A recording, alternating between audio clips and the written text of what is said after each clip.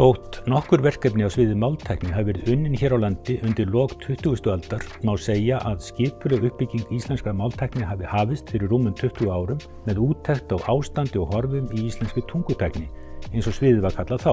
Tungutækni, skýrsla starfshóps, kom út snemma árs 1999 en þar var áætlað að það kostaði það bil 1 milljarð króna að gera íslenska máltækni sjálfbæra. Að teknu tilliti til verðlagsbreytinga er þetta reyndar svipuð upphæð og nú er gert ráð fyrir að verja til verkefnisins. Í kjölfar skýrslunnar kom ríkið á fót sérstakri tungutækni áætlun sem fékk samtals 133 milljónir króna á fjárlögum áranna 2000 til 2004. Fyrir það fé voru unnin eða sett af stað ýmis verkefni sem sum lognuðust út af, önnur lögðu drög að seinni tíma starfa á þessu sviði og enn önnur eru enn í fullu gildi. Því fór þó fjarri að íslensk máltækni væri orðin sjálfbær þegar áætluninni lauk og næstu 10 ár var ekki sett neitt fé á fjárlögum í íslenska máltækni en með fáeinum styrkjum úr rannsóknarsjóði tókst að halda lífi í rannsóknar- og þróunarstarfi. Þáttaskil urðu með þátttöku Íslands í evrópska Metanet-verkefninu árin 2011 til 2013.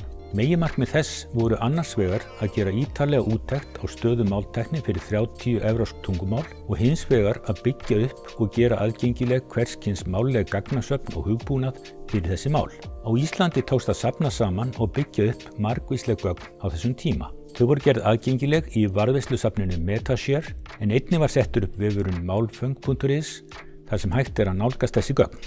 Auk þess var skrifuð ítarleg skýrsla, ein af 30 í sama sniði. Íslenska á stafrænni öld. Þegar niðurstöður skýrslnanna voru bornar saman kom í ljós að íslenska stæði næst verst málanna 30 hvað varðar máltækni. Þessar niðurstöður vöktu töluverða athygli hér á landi og voru meðal annars ræddar á Alþingi. Það er óhætt að segja að skýrslan hafi verið einn helsti hvatinn að þingsályktun sem var samþykkt einróma 2014 gerð áætlunar uppbyggingu íslenskrar máltækni og leiddi að lokum til skýrslunar Máltækni fyrir íslensku 2018 til 2022 verkáætlun. Samstarfshópur íslenska máltækni, skipaður háskólum, rannsóknarstofnunum, fyrirtækjum og félagasamtökum hefur nú unnið samkvæmt þessari verkáætlun í rúmlega hálftannað ár og máltækniáætlunin er komin vel á veg. Þegar hafi verið byggð upp viðamikil og fjölbreytt gagnasöfn og skrifaður margskonar hugbúnaður sem mun nýtast vel í framhaldinu. Máltækniáætlunin er vissulega dýr en fáar fjárfestingar borga sig betur og þjóðin á eftir að fá þetta margfalt tilbaka. Þáttakan í Metanet sýndi okkur gagnsemi alþjóðlegs samstarfs máltækni og Ísland tekur nú virkan þátt í evrópska innviðaverkefninu Clarin Eric sem veitir aðgang að mállegum gögnum og hugbúnaði frá flestum Evrópuríkjum. Á vegum íslensku Clarin miðstöðvarinnar hefur verið sett upp sérstakt varðveislusafn sem tengist öðrum varðveislusafnum alla Evrópu með stöðluðum lýsigögnum og samtengdri leit. Allar afurðir íslenska máltækniverkefnisins, bæði gagnasöfn og hugbúnaður, eru vistaðar í varðveislusafni Clarin á Íslandi og þannig öllum aðgengilegar án endurgjalds. Auk þessa tekur Ísland þátt í 3 evrópskum samstarfsnetum á sviði máltækni. European Language Resource Coordination hefur verið í gangi undanfarin 6 ár. Það gengur einkum út á að afla mállegra gagna frá opinberum stofnunum til nota í vélrænum þýðingum og nýtingar í opinberri þjónustu.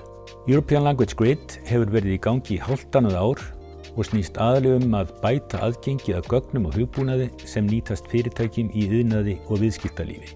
Þriðja netið er European Language Equality sem er nýfarið af stað. Megintilgangur þess er að leggja grunn að viðamikilli áætlun stafræna jafnstöðu allra tungumál í Evrópu árið 2030. Þáttaka í evrópsk samstarfi er mjög mikilvæg því hún auðveldar okkur að fylgjast með þróuninni, fá aðgang að gögnum og þekkingu og koma okkar eigin gögnum á framfæri og gera þau aðgengileg.